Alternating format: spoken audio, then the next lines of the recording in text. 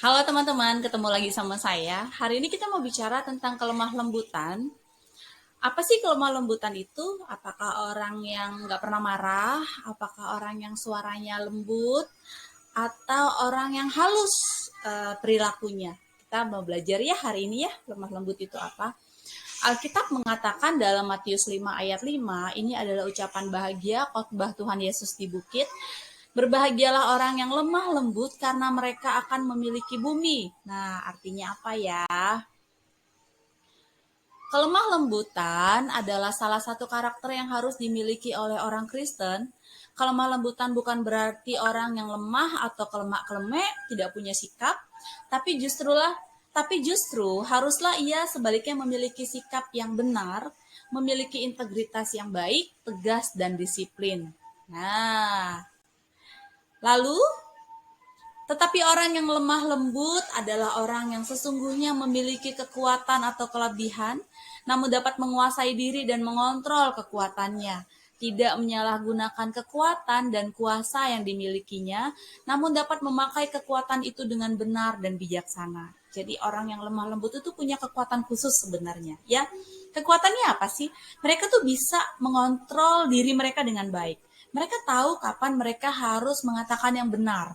Mereka tahu kapan mereka harus bersikap benar, kapan harus kalau salah ya salah, kalau benar ya benar gitu ya. Tadi yang berhubungan dengan integritas. Mereka juga bukan orang yang segan-segan untuk memberikan hukuman jika memang orang itu salah gitu ya. Jadi kalau memang itu salah, katakan itu salah. Ya. Nah, kekuatan yang dimiliki oleh si orang isi lemah lembut itu selalu mereka pergunakan dengan benar dan bijaksana. Jadi mereka bukan tipikal orang yang bisa ditindas, bukan juga tipikal orang yang bisa diperlakukan dengan semena-mena, tapi mereka memiliki hati yang teguh di dalam Tuhan. Mereka tahu kapan mereka harus menyampaikan apa yang ada dalam hati dan pikiran mereka. Mereka tahu kapan harus mengungkapkan apa yang sebenarnya. Mereka bisa juga tahu cara yang tepat untuk mengungkapkan sesuatu. Ya, kalau itu memang menyangkut hubungan dan relasi dengan orang lain. Alkitab menjelaskan beberapa arti dari kelemah lembutan ini. Yang pertama, tunduk kepada Tuhan seperti Daud yang berusaha agar hidupnya berkenan kepada Tuhan. Lalu orang yang lemah lembut adalah orang yang mudah dibentuk dan diajar. Orang yang lemah lembut itu tidak mudah tersinggung dan dengan senang hati menerima teguran ataupun kritik. Terimalah dengan lemah lembut firman yang tertanam di dalam hatimu yang berkuasa menyelamatkan jiwamu. Nah, ini dikatakan dalam Yakobus 1 ayat 21 ya, teman-teman ya. Jadi seperti Daud yang selalu berusaha untuk mau rendah hati supaya dia berkenan di hadapan Tuhan. Daud yang selalu mau tunduk dan taat kepada Tuhan. Ya, lalu mau dibentuk dan diajar, gitu ya. Nah, yang ketiga apa? Yang ketiga dikatakan mau mempertimbangkan dan mau menghargai pendapat orang lain. Dalam segala tindakan, orang yang lemah lembut harus mempertimbangkannya dengan matang, termasuk dalam setiap ucapan-ucapannya dia. Lidah lembut adalah pohon kehidupan. Itulah yang dikatakan di dalam Amsal 15 ayat 4a. Ya, lidah yang lembut adalah pohon bagi kehidupan. Lalu yang keempat adalah mampu menguasai diri. Orang yang lemah lembut mampu menguasai dirinya. Ya, seperti tadi di awal saya bilang, orang yang lemah lembut itu tahu kapan harus bicara, tahu kapan dia harus marah, tahu kapan dia harus tegur orang lain, bisa menghargai pendapat orang lain, mau mempertimbangkan pendapat orang lain, tidak mementingkan egonya sendiri. Nah, itu salah satu cirinya juga bagi orang yang lemah lembut. Nah, contoh mudahnya adalah Musa, ya. Teman-teman pasti ingat Musa ya. Meskipun bangsa Israel terus menggerutu kepada Tuhan, Musa dengan penuh kelembutan tetap memimpin dan membimbing mereka di padang gurun. Bahkan Alkitab mencatat, Musalah seorang yang sangat lemah lembut hatinya, lebih dari setiap manusia yang di atas muka bumi ini. Wow, Bilangan 12 ayat 3 berkata begitu.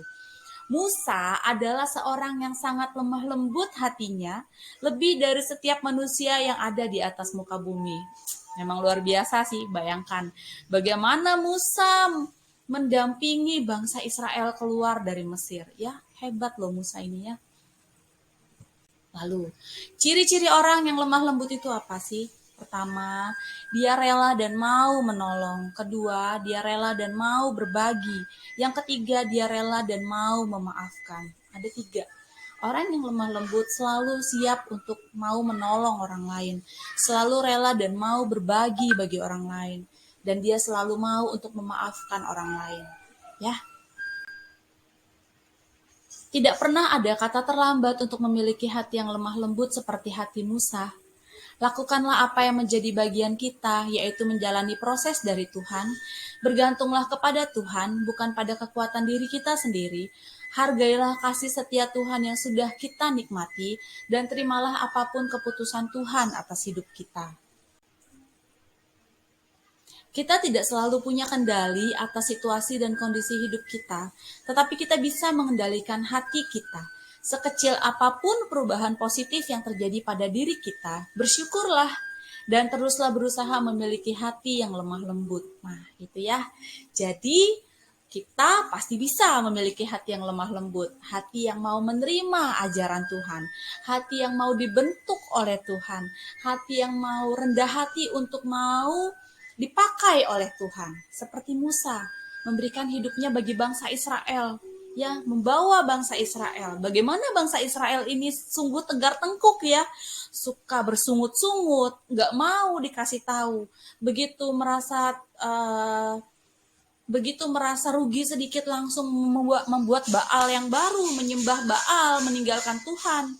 Tapi betapa juga Tuhan mengasihi mereka, mengasihi orang Israel. Betapa Tuhan juga mengasihi Musa. Musa diberikan kekuatan dalam kelemah lembutannya dalam membimbing dan membawa bangsa Israel keluar dari tanah Mesir.